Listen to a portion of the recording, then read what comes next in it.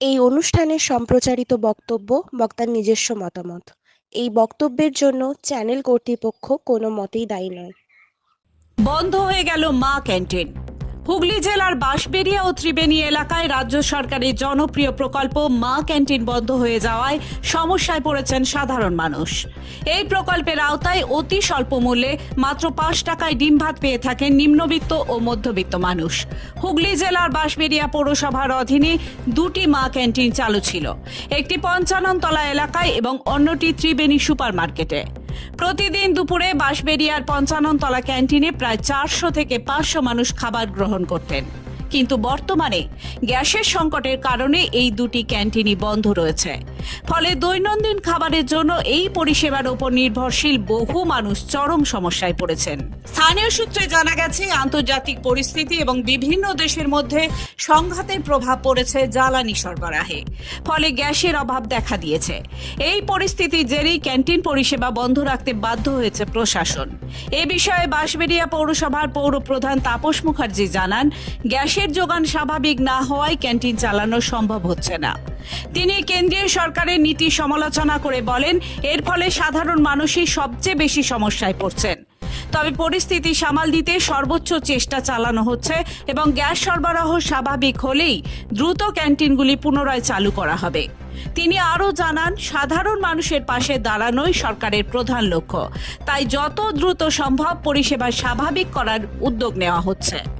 আমাদের দুর্ভাগ্য, বাঁশবেড়িয়া পৌরসভার দুর্ভাগ্য যে মা ক্যান্টিন, যেটা সারা রাজ্যের মধ্যে একটা পজিশনে আছে, আজকে গ্যাস অভাবের জন্যে আমাদের এটা বন্ধ হতে চলেছে।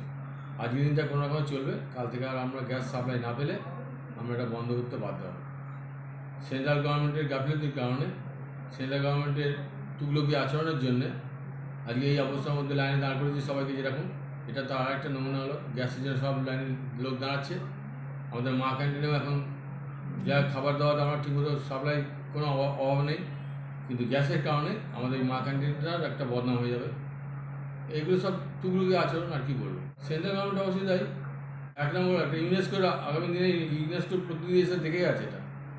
সেই জায়গায় দাঁড়িয়ে আজকে আমরা খুব লজ্জা পাচ্ছি, মানুষকে খাবারটা তুলে দিতে পারছি না। গরিব মানুষ যারা সারাদিন খেটে খুটে এখানে খায়, হ্যাঁ, অল্প বয়সে খাবারটা পায়, সেটা আজকে বন্ধ হয়ে চললে কী করবো, বলা তো কিছু করা লজ্জা লাগছে আমাদের নিজেদের। সেন্ট্রাল গভর্নমেন্টের কারণে আমরা ভুক্তভোগী হচ্ছি। বাঁশবেড়িয়ার পৌরপ্রধান বলছেন যে কেন্দ্র সরকারের গ্যাসের দাম বৃদ্ধির জন্য নাকি ওনারা মা ক্যান্টিন চালাতে ওনাদের অসুবিধা হচ্ছে।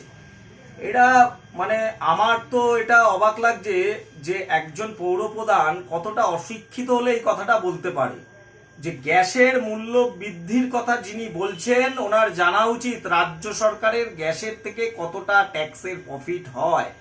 যদি অতই বাংলার মানুষের জনদরদি হয়ে থাকে, তাহলে যে 100 টাকার অধিক প্রায় 200 টাকা যে রাজ্য সরকারের লাভ, সেটা ছেড়ে দিক না।